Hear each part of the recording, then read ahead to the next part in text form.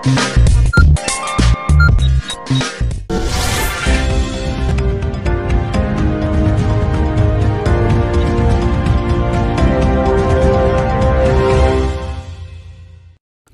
বর্ষে মাঘের শেষ ধন্য রাজার পুণ্য দেশ খনার এই বচনে ভরসা রাখছে কৃষি দপ্তর, তখন আশঙ্কায় হুগলির আলু চাষিরা। আবহাওয়ার পূর্বাভাস অনুযায়ী বৃষ্টি হচ্ছে রাজ্যে। হুগলিতে গতকাল 12.53 মিলিমিটার বৃষ্টি হয়েছে। আরও 3 দিন হালকা থেকে মাঝারি বৃষ্টির সম্ভাবনা রয়েছে, আর তাতেই আশঙ্কার মেঘ তৈরি হয়েছে আলু চাষে। জমিতে জল জমে যাওয়ায় পাম্প চালিয়ে জল বের করছেন চাষিরা।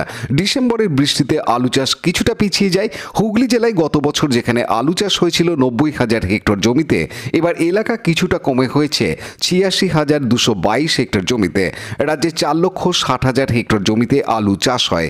হুগলি থেকে সব থেকে বেশি আলু উৎপাদন হয়, সেই জেলাতেই আলু চাষে ক্ষতি হতে পারে বলে মনে করছেন চাষিরা। যে জমিতে আলু গাছ বড় হয়েছে সেই জমির আলুর ক্ষতির আশঙ্কা কম, কিন্তু যে জমিতে গাছ এখনো ছোট সেই জমিতে জল জমে ক্ষতির সম্ভাবনা রয়েছে বলে মনে করছেন চাষিরা। পান্ডুয়া, মগরা, পোলবা, ধনিয়াখালী, সিঙ্গুর, চণ্ডীতলায় ভালো বৃষ্টি হয় আলু জমিতে জল জমেছে। চাষিরা পাম্প চালিয়ে জমি থেকে জল বের করছে।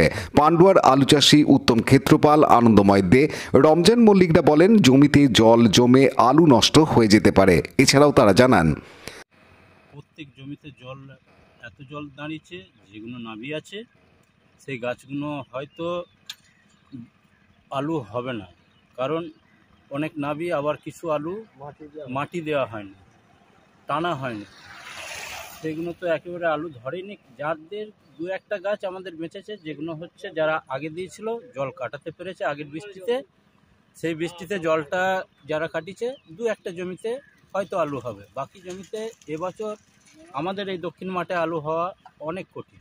কেন? কারণ হচ্ছে আমরা প্রথম বৃষ্টিতে আলু পেতেছিলাম, সেই বৃষ্টিতে আলু নষ্ট হয়ে যায়, নতুন করে আবার আলু পাতা হয়। আবার নতুন করে আলু পেতেও এই বৃষ্টিতে গাছটা সবে বেরোয়নি, অনেকের বেরিয়েছে, মাটি সবে দেওয়া শুরু হচ্ছিল। এরপরে এই বৃষ্টিতে অনেকে মাটি দিয়েছে, অনেকে মাটি দিনে, আর এই জল চাপের জন্য অনেক গাছ মারা যাবে। তো ডবল খরচ হলো, আর কি করে? সার, বীজ, ওষুধ, কিষেন, ট্রাক্টরের চষা, সবটাই তো নতুন করে আবার করতে হচ্ছে না। বিষয় হচ্ছে আমাদের তো চাষ ছাড়া আর কোনো গতি নেই, যার জন্যই আমরা এটার পিছনে লেগে আছি। তো দেখতে পাচ্ছি যে লোকসান হচ্ছে, কত মানুষ মারা যাচ্ছে, করছে, সুইসাইড করছে। কি করবে চাষিরা? কে পাশে দাঁড়াবে?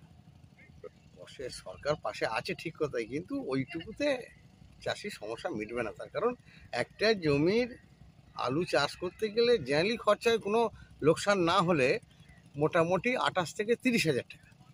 সেখানে গভর্নমেন্ট আর কতটা দেবে? চাষিরা আশঙ্কায় থাকলেও খনার বচন ফলবে এই আশায় রয়েছে কৃষি দপ্তর। হুগলি জেলা কৃষি উপ অধিকর্তা প্রিয়লাল মৃধা এ বিষয়ে জানান, বৃষ্টি এখনও তেমন কিছু হয়নি, অ্যাভারেজ 12 মিলিমিটার বৃষ্টি হয়েছে, সেটা ক্ষতির আশঙ্কা নেই।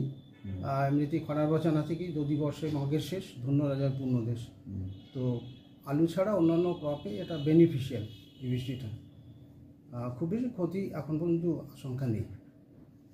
সুজয় মুখার্জির সাথে অনুপ প্রামাণিকের রিপোর্ট, হুগলি নিউজ।